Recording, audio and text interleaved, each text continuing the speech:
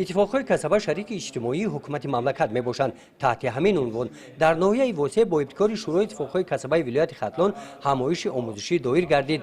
در این همایش ناظران حفظ حقوق شورای اتفاقهای کسبه ولایت با مقصد بلند برداشتن سطح معرفت حقوق کارمندان عاید رعایت طلبات‌های کدکس مهنت جمهوری تاجیکستان از جانب کارفرما و کارمند، عهده‌داری‌های کارفرما، امتیازهای کارگران، ترتیب بستن شرطنامه مهنتی و شرطنامه کلکتیوی برآمدهای مفید کردند.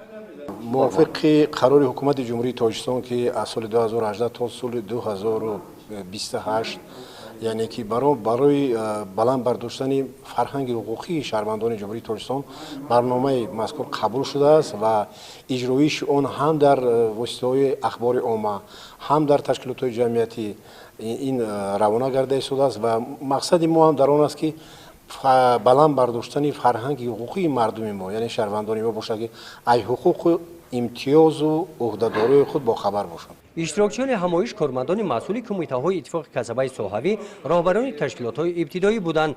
در قسمت سوال جواب بیشتری سوال‌ها عاید محافظت مهنت بخشیده شدند. گزارش خوجا نظریف خدای نظر ظهورов از ناحیه واسع برای برنامه اطلاعاتی نوید.